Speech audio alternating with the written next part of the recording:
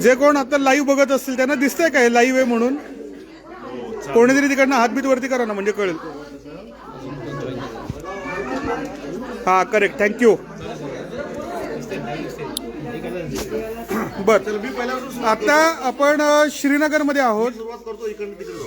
श्रीनगरमध्ये आता आपण एका पूर्ण वेगळ्या परिस्थितीमध्ये आहोत. म्हणजे कालपर्यंत पुण्यामध्ये सोशल मीडियावरती, पेपरच्या बातम्यांमध्ये, टी व्हीवरती आपण बघणारं एक वेगळं चित्र काश्मीरबद्दल आपण बघतोय, वाचतोय प्रत्येकजण आपापल्या पद्धतीने. पण आज सकाळपासून मी श्रीनगरमध्ये आहे.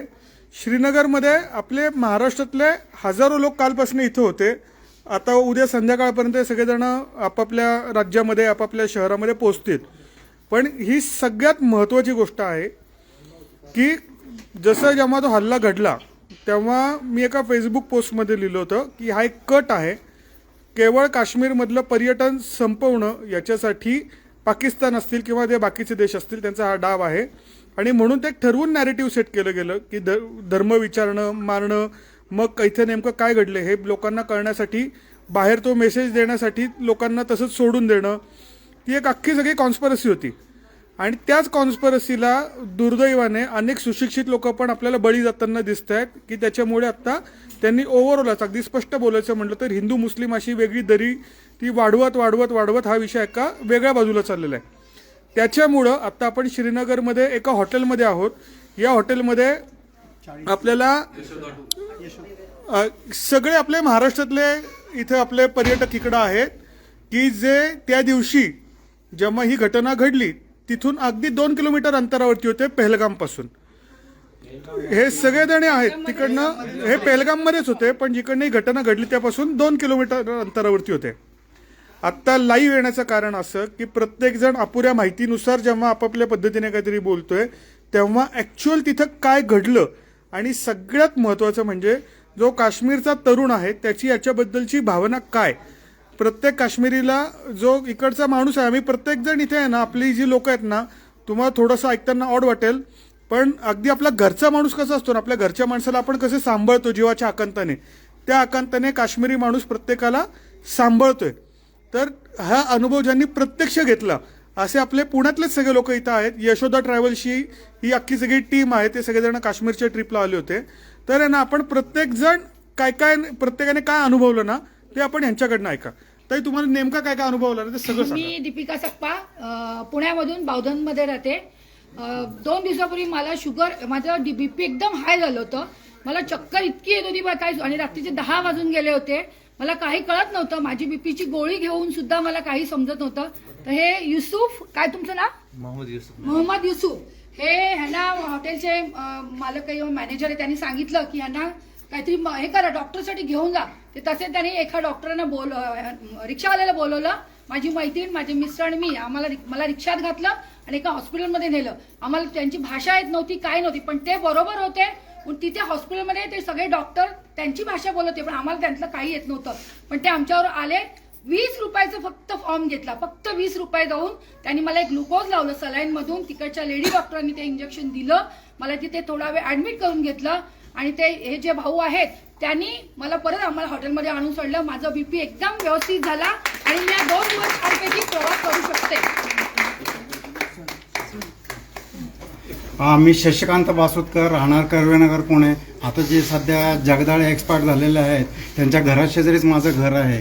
तर जेव्हा मी 15 तारखेला इथे या हॉटेलमध्ये आलो, हॉटेल रिव्हिएरा, त्यावेळेला जेव्हा माझ्या बॅगा वगैरे आहे तर मला मदत करण्यासाठी सर्वात प्रथम कोण पुढे आलं तर हा सोहेल आला. त्या सोहेलनं आम्हाला म्हणजे माझ्या मुलासारखं त्याने आम्हाला दोघांना सांभाळलेलं. आलेल्या दिवसापासून आमच्या बॅगा नेणं, आमच्या इथलं सर्व काय सोय असेल, गरम पाणी सोडणं. त्यांनी एवढं सांगितलं तुम्हाला बरं वगैरे नसेल तर मला सांगा, मी अर्ध्या रात्री देतो आणि तुम्हाला दवाखान्यामध्ये घेऊन जातो. पैसे नसले तरी तुमच्याकडे काळजी करू नका, मी स्वतः खर्च करतो. म्हणजे अशा प्रकारे इतकं त्याने आम्हाला सहकार्य केलं की मला आता खरं त्याला सोडून जावं असं वाटत नाही. मला वाटतं की माझा मुलगाच इथं आहे तर मी कशाला काश्मीर सोडून जाऊ. त्या दिवशी मला हे सांगायचं, ते सोहेल आहेत ते मला स्वतः म्हणाले तुमच्याकडे पैसे आहेत का, नाही तर मी पैसे देतो. आज बाहेरून आम्ही आलेलो परदेशातून आणि तो माणूस स्वतः मला सांगतो आपके पास पैसा है क्या, तो मैं पैसा देता हूँ. असं कोणी म्हणत नाही. आपले पुण्यातली लोकही आपल्याला म्हणणार नाही की मी पैसे देतो, पण तो स्वतःहून मला म्हणतो तुमच्याकडे पैसे नसतील तर मी पैसे देतो म्हणून. कोणी सोहेल नाही होय, विचारलं. सोहेलने, हो. सोहेल आपने इनको सोहेलनं पूछा. आम्हाला सांगायचं सोहेलच्या बाबतीमध्ये की माझ्या मिसेसला चालता येत नाही, तर त्या कृपाच्या याच्यामुळे 2-3 ऑपरेशन झाले, तिथे एक पायरी पण चढता येत नाही. तर प्रत्येक वेळेला सोहेलने इतकी मदत केली की स्वतःच्या आईचं जसं हे करतात त्याच्याप्रमाणे त्यांनी माझ्या मिसेसला त्यांनी मदत केलेली आहे. पण अजूनही करतो, जाताना तुम्हाला सांगतो की तुम्हाला काय लागत असेल काय पाहिजे तर मी मदत करतो तुम्हाला. सोहेल, इनका ऐसा कहना है कि आप उनको उनके बेटे जैसे लग रहे हो. तुम्हारा क्या कहना है इसके बारे में? ये हमारा गेस्ट है, हमारा फर्ज है उनको या ख्याल रखना है. अगर उनका पैसा नहीं है मैं जेब से दूंगा. मी अतुल देशपांडे, चिंचवड आणि चाकण. आम्ही 15 तारखेला यशोदाकडून आलो. ज्या दिवशी इन्सिडेंट तिथं झाला पुलगामला, त्या 5 मिनिटाच्या अंतरावरच आम्ही सगळे होतो. आणि येता वेळेस आम्हाला पेहलगामला जो झाला तर तिथं 5 मिनिटाच्याच अंतरावर आम्ही सगळी परिस्थिती तिथली पाहिली. आणि आमचे जे हे ड्रायव्हर आहेत अशफाक भाई, मुश्ताक भाई, तर हे आमच्याकडे पहिल्यापासून आमच्याबरोबर होते. नेमकं त्या दिवशी माझी महत्वाची औषध आणि याची बॅग तिथल्या पुढच्या गाडीत आमची राहिली होती. तो ड्रायव्हर आणि तो माणूस नवीनच होता. शेवटी आम्ही त्याला कॉल केला तर तो आमच्यासाठी त्या हल्ला झालेला असताना सुद्धा पहिलगामच्या पोलीस स्टेशनजवळ तिथं येऊन आमची ती बॅग पण त्यांनी दिली. आणि एक ठिकाणी आम्ही असंच गेलो होतो की हा आमचा ड्रायव्हर आमच्याबरोबर 8 दिवस होता. तर आता आम्ही काय केलं की हा एके दिवशी म्हणायचं की याला जास्त करून खाण्याचं म्हणजे चहाचं वेळ होतं. तर हा एके ठिकाणी आम्हाला सगळ्यात सोडलं, मला सर मी चाय पी के आता हूं. तो गेल्यावर मी पैसे देण्यासाठी तिथं गेलो. तिथे गेल्यावर आणि चहाचे पैसे माझ्याकडून न घेता त्यांनी मला ते मक्के की रोटी और सरसो का इतर एक प्रसिद्ध हे आहे त्याचे पैसे यांनी दिले. त्याला म्हणलं अरे असं करू नको, तू चहासाठी आला, तू जे चहा 20 रुपयाचा आहे तू माझे 100 रुपये घालवा लागलास म्हणजे हे करायला. तर ह्यांनी त्यावेळेस हे केलं आणि आजपर्यंत आमच्या फॅमिलीला अशा यांनी जपलेलं आहे की हा ड्रायव्हर आमचा आजपर्यंत आमच्याच बरोबर आहे. अशा ह्या गोष्टीतून आणि आमचा प्रवास खूप छान यांनी केलेला आहे. इथलं जे सहकार्य लाभलेलं आहे म्हणजे आम्हाला लाल चौक असो कुठल्याही गोष्टीत, सोनमर्ग गुलमर्ग इकडं प्रत्येक ठिकाणी त्या स्टेजपर्यंत जास्तीत जास्त न्यायचं कसं केलं आणि इथल्या लोकांचा सपोर्ट इतका आहे. माझं एक स्वतःचे एक तळमळ असे प्रामाणिक मत असं आहे की ह्या घटना हे दुसऱ्या देशाने आपल्या याच्यात केलेली आहे. तर त्यांना जे प्रोत्साहन मिळेल तसं आपण इथं नाही केलं पाहिजे. लोकांनी इथं येणंच गरजेचं आहे, कारण हे जे काश्मीरी लोक आहेत ते जर बेकार झाले तर जी परिस्थिती जुनी होती तीच परिस्थिती परत उद्भवायला वेळ लागणार नाही. तर माझं असं मत आहे की सगळ्यांनी परत काश्मीरला यावं. हे काश्मीरमधल्या लोकांचं हे कृत्य नाही आहे, हे बाहेरच्यांनी केलं आणि त्यांना आपण जर प्रोत्साहन त्याच गोष्टीला जर प्रोत्साहन दिलं तर ते आपल्यासाठी धोक्याचं, पुढच्या दृष्टिकोन आपल्या पुढच्या पिढीला धोक्याचं असेल. तर हे ह्या गोष्टीतून आम्हाला अनुभव इथले खूप आलेले आहेत. लोक चांगले आहेत. आमचा ड्रायव्हर आम्हाला 15 दिवस यांनी आम्हाला खूप जपलेला आहे. नमस्कार, मी विजय देशपांडे, राहणार पुणे. आम्ही यशोदा टूर्सकडनं जवळजवळ 57 लोकांना घेऊन 15 तारखेला इथं आलो होतो. 15 तारखेपासून आमची ट्रिप चालू झाली होती. काश्मीर खोऱ्यामध्ये आम्ही बऱ्याच ठिकाणी हिंडलो. सोनमर्ग असेल, गुलमर्ग असेल, त्याचं दूधपाखरी असेल किंवा पेहलगाम असेल, आम्ही या सगळ्या ठिकाणी हिंडलो. पण परंतु आम्हाला बऱ्यापैकी सगळ्यांचा चांगलाच अनुभव आलेला आहे. कुणी कुठं आम्हाला वाईट वागलेलं नाही आहे. आणि आम्ही ज्यावेळी ही घटना घडली त्यावेळी पेहलगाममध्येच होतो. पण पेहलगाममध्ये आम्ही दुसरे पॉईंट बघत होतो, आम्ही त्या पॉईंटला जाणार नव्हतो. आणि आम्ही त्यावेळी जेवण करून निघणार होतो आणि निघण्याच्या वेळी ह्या सगळ्या घटना घडल्याची आम्हाला बातमी आली. त्यावेळी आम्हाला तिथल्या सगळ्या स्थानिक लोकांनी सांगितलं की तुम्ही इथनं लवकरात लवकर निघा. त्यामुळे आमच्या सर्व ग्रुपला घेऊन आम्ही तिथनं निघालो. सेफली सगळ्यांना इथं आणल्यानंतर आम्ही हॉटेलमध्ये थांबलो आणि माग 2 दिवस झाले आम्ही इथनं कुणालाही इथनं जाण्याची परमिशन दिली नाही. सगळ्यांची सगळी इथं व्यवस्था केली. उद्या सकाळी आमचं 7:30 वाजता इथनं फ्लाईट आहे. काही लोकांचं, काही 10-15 लोक जे आहेत ते दुपारच्या फ्लाईटने निघणार आहेत आणि आम्ही सगळे इथनं सर्व पुण्याला जाणार आहोत. त्यामुळे काळजी करायची. मी डॉक्टर सुवर्ण मठपती फ्रॉम सोलापूर. आम्ही तरी 15 तारखेला इथं आलो, पण आम्हाला इथं येण्याच्या अगोदरच कॉम्प्लिकेशन सुरू झाल्यासारखं झाले. आमच्या बॅगा ज्या आहेत श्रीनगरच्या एअरपोर्टवरती आल्याच नाहीत. आम्ही चक्क हात हलवत इथं आलो आणि आम्हाला पहिल्यांदा भेटला तो सोहेलच भेटला. आणि तो जो आम्हाला रूम दिला होता त्या रूममध्ये टीव्ही, पाणी, लाईट, अक्षरशः चावी सुद्धा नव्हती. तर त्यांनी सगळी सोय अगदी 1-3 तासाच्या आत आम्हाला सगळ्या सोयी करून दिल्या सोहेलनी. आणि मला चढायला फार त्रास होतो पायाला. त्यांनी मला 8 दिवसामध्ये चढायला, उतरायला किंवा कोणतीही गोष्ट आणून देणे सांगणे ही गोष्ट इथं सोहेलनी केली. आणि दुसरा माझा सादिक म्हणून एक ड्रायव्हर आहे आमचा, तो पण आम्हाला म्हणजे अगदी व्यवस्थित सगळ्या गोष्टी दाखवणे. इथल्या श्रीनगरमधले आम्हाला स्पॉट अगदी आम्हाला माहित नव्हते. प्रत्येक स्पॉट तो थांबून आम्हाला हे स्पॉट हे आहे सगळी माहिती दिली. आणि तिथंही तो सुद्धा मला उतरायला चढायला माझ्या मुलासारखं मला तिथं मदत करत होता. आणि तो इथं तुम्ही जाऊ नका, इथे चढू नका, इथे उतरू नका किंवा इथेच थांबा. त्याला तिथे जे जे कॉम्प्लिकेशन वाटत होते तिथं त्या ठिकाणी तो तिथे मला जाऊ दिलेला नाहीये. आणि तो व्यवस्थित आम्हाला इथं पोहोचवत होता. आणि तिसरा उमर म्हणून जो आमचा कार ड्रायव्हर होता तो काल, तो मात्र आम्हाला इतकं सुंदर म्हणजे आम्हाला कल्पनाही नाही एवढं छान तो आम्हाला हेल्प केला. कारण चंदनवारीला आम्ही खाली उतरून जाणार होतो, आम्हाला जाऊ दिलेला नाहीये तो. आणि जिथं चंदनवारी दिसते तिथं तो आम्हाला थांबवला आणि फोटोग्राफी इथे काढा तुमची छान दिसते असं तो आम्हाला सांगितला. आणि आम्ही तिथे फोटो काढले आणि ते करून आम्ही बेताबवाडीला आलो, बेताब व्हॅलीला आलो. आणि तिथे आम्हाला हे समजलं तेव्हा तो आम्हाला खाली उतरू सुद्धा न देता आम्हाला सगळ्यांना कलेक्ट केलं आणि गाडीत घातला. आणि तो मी तरी रडूच लागले. त्यावेळेस मला वाईट वाटलं कारण माझ्याही सुनेचा मला त्यावेळेस फोन आला आणि तिथं पळापळी सुरू होते. वातावरण बघून आम्हाला थोडंसं भीती वाटली तिथं. त्यामुळं तो म्हणाला तुम्ही अजिबात घाबरू नका, माझं घर जवळ आहे आणि घरही मोठं आहे.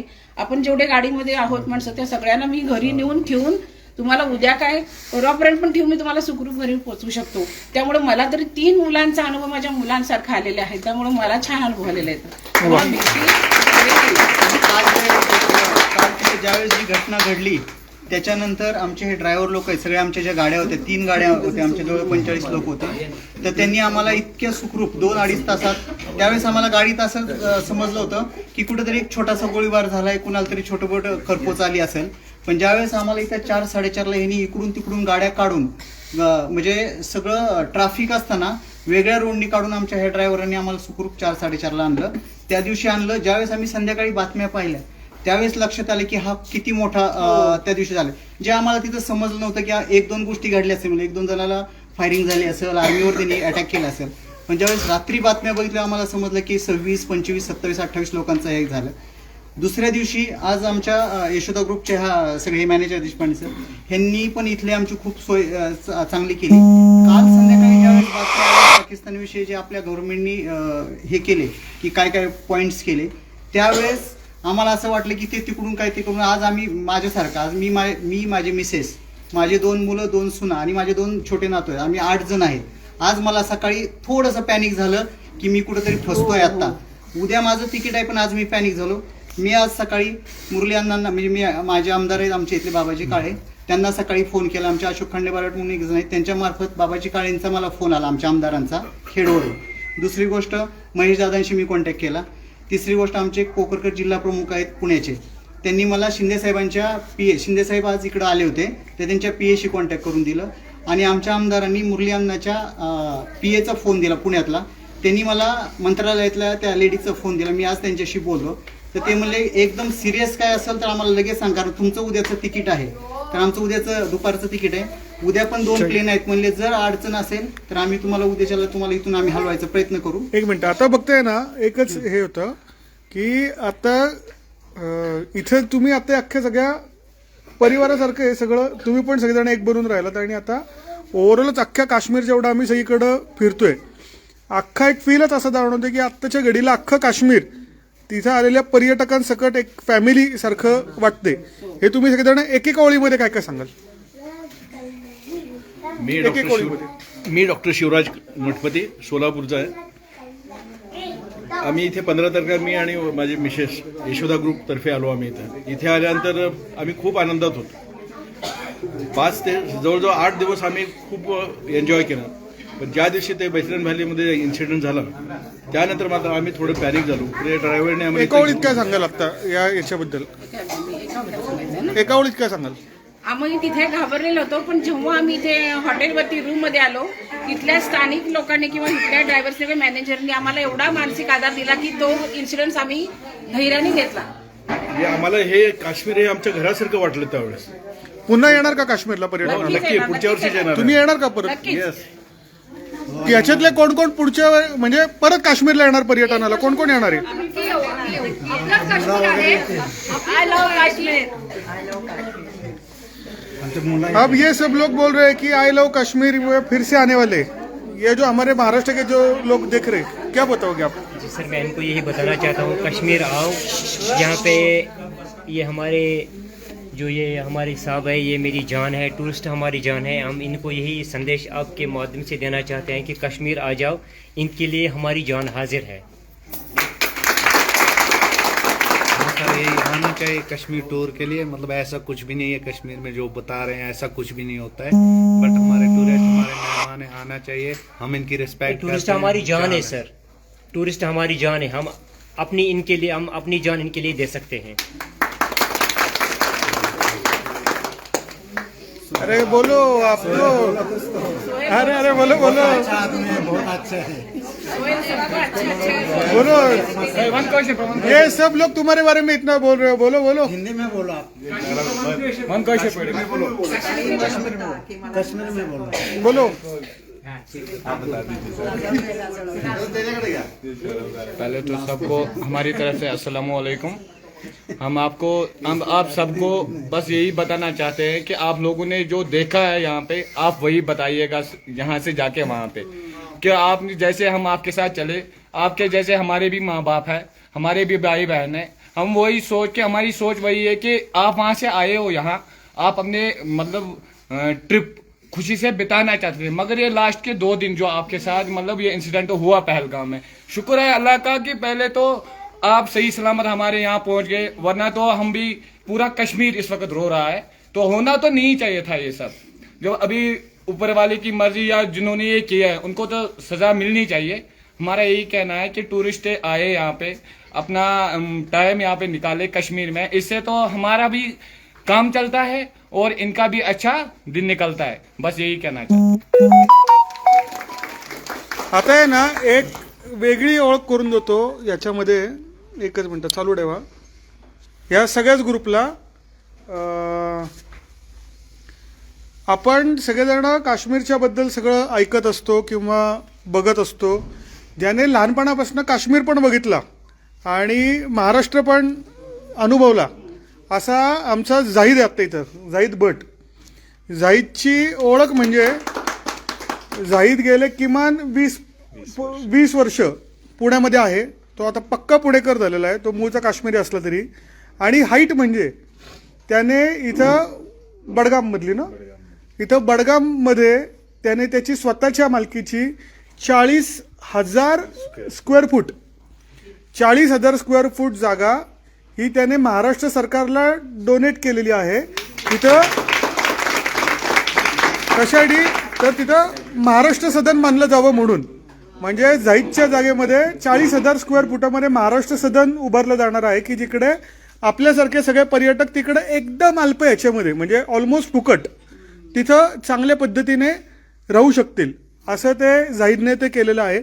जाहीद, तू आता सगळं बघतो, तू महाराष्ट्र बघितलाय, काश्मीर बघितलंय, हे आता सगळं बघतोय, तर काय तुझं काय याच्यावरचं मत? माझं मत असं आहे की मी कालपासून मी 200 पेक्षा जास्त लोकांना भेटलेलो आहे। काल पण सोलापूरचा एक ग्रुप होता, महाडचा एक ग्रुप होता, पुण्यातनं फोन आले, आम्ही कालपासून हे सगळे ह्याच्यात चालू आहेत। तर सरहद संस्थेच्या माध्यमातून आम्ही हे सगळं काम करतोय। आमचे भरपूर व्हॉलेंटियर्स आहे। काल काही ग्रुप होते, खूप घाबरलेले होते, तर आमचं असं आहे की आम्ही आता प्रेझेंट इथं आहोत काश्मीरमध्ये। मी पुण्यात असतो, मी 15 तारखेला आलो। आता ही परिस्थिती बघितली तर आम्ही सगळ्यांना मदतीला आम्ही हेल्पलाईन चालू केली, पूर्ण ह्या ठिकाणी आलो। आणि आता असं तर वाटत नाही काय काश्मीरमध्ये, तसं काय वाटत नाही। सगळे काल पण आम्ही बोललो, आज ते परत गुलमर्गला फिरायला गेलेत, सगळे लोक घाबरले होते, पण काल त्यांच्याशी बोललो, त्यांना थोडासा कॉन्फिडन्स दिला, आधार दिला, आज ते गुलमर्गला गेले। काल एक ग्रुप जम्मूला पोहोचवलं, काल काही लोकांना विमानातनं पुण्यातनं पाठवलं। तर एकूण अनुभव असा आहे की आत्ता ग्राउंड लेवलवरती सगळं चांगलं चालू आहे, व्यवस्थित चालू आहे। जे काही झालंय त्या साईडला ते कोणी केलंय, काय केलंय ह्याची ते तपास होईलच, पण एकूण काश्मीरी माणूस म्हणून, काश्मीरी व्यक्ती म्हणून जे काश्मीरच्या लोकांनी भावना, काश्मीरच्या लोकांनी सहकार्य केलंय ते खूप म्हणजे सॅल्यूट वापरत आहे। आणि महाराष्ट्रामध्ये खूपच मी 20 वर्ष मी आताही राहतोय तिथं, तर माझं त्याच्याबद्दल काही शब्दच नाहीये महाराष्ट्र। वा, तर हे एकंदरीत हे आता हे एका हॉटेलमध्ये आम्ही फेसबुक लाईव्ह केलं, दिवसाभरातली सगळी कामं संपल्यानंतर एवढे वेगवेगळे अनुभव आहेत। म्हणजे एक 3 लोक आजोबा, आपण दिलशाते वगैरे सगळे पिक्चर बघतो की 3 मित्र कुठेतरी फिरायला असतात आम्ही असे 3 आजोबा बघितले की एकांचं वय 84 आणि उरल्या दोघांचं वय आहे 82. ते जेव्हा ही घटना घडली त्या जागेपासून हार्डली असेच एक 10-15 मिनिटाच्या अंतरावरती ते लोक तिथं होते. ते वाचले, पण त्याच्या पुढं काश्मीरमधल्या प्रत्येक माणसाने आपल्या घरातल्या वडिलांच्या सारखं त्या 3 आजोबांना सांभाळलं आणि आता उद्या ते पण आपल्याकडे महाराष्ट्रामध्ये परतणार आहेत. हे प्रत्येक चित्र, हे जे चित्र आहे ना, ते आता काश्मीरमधल्या प्रत्येक चौकामध्ये, प्रत्येक गल्लीमध्ये हेच चित्र दिसते. अक्षरशः ते मातम म्हणतो ना, अख्खं काश्मीर आज ढसाढसा रडत आहे. ते आपल्या सगळ्यांच्यासाठी की अरे हे काय होऊन बसलं. त्यांना पण हा पूर्ण अनपेक्षित गोष्ट आहे. भविष्याची चिंता आता या प्रत्येकाच्या पुढे आहे. त्याच्यामुळं आपली प्रत्येकाची जबाबदारी बनते की कुठल्या तरी अर्धवट माहितीनुसार, कुठल्या तरी व्हॉट्सॲप फॉरवर्डच्या नुसार आपली मतं इतरांवरती न लादता, याला धर्मयुद्धाचं स्वरूप न देता, आंतरराष्ट्रीय कट नेमका काय आहे, तो कशासाठी आहे, तो समजून घेणे आणि त्या पद्धतीने ॲक्ट होणार आहे. आता उद्या हे सगळेजण पुण्यामध्ये पोहोचतील. जोपर्यंत महाराष्ट्रातला शेवटचा माणूस इकडनं काश्मीरमधनं निघत नाही तोपर्यंत, म्हणजे साधारण अजून 2-3 दिवस लागतील, महाराष्ट्रातला शेवटचा माणूस इकडनं काश्मीरमधून निघेस तोपर्यंत आम्ही सगळेजण इथं आहोत. हे सगळेजण लोक उद्या पोचतील. फक्त विनंती या व्हिडिओच्या निमित्ताने आमच्या सगळ्यांच्या वतीने हीच आहे, ॲक्च्युअल काश्मीरमध्ये काय घडते आम्ही बघतोय. उगाच तुम्ही अव्वाचे 10 करून तिकडे पुणे मुंबई सोशल मीडियावरती विनाकारण कोणत्याही गोष्टी पसरवू नका. व्हॉट्सॲप फॉरवर्ड्सवरती विश्वास ठेवू नका. इथली परिस्थिती खूप वेगळी आहे. आता हे आम्ही आता ठेवतोय. पुन्हा आपला तो सगळा जो ग्रुप आहे आपला, केवढे लोक आहेत इथं, ही एवढी सगळी लोक आहेत की जी पुन्हा काश्मीरला येणार आहेत. सगळेजण फुल एकदम रेडी आहेत आणि हे आमचे मेन हिरो लोक. पुन्हा एकदा कुठे गेले बघा, हे सगळे मेन हिरो लोक, आपल्या मेन हिरोची वेटिंग आहे. चला सगळ्यांना रेडी का? बोला गणपती बाप्पा, भारत माता की जय. हम सब एक है, हम सब एक है. थँक्यू.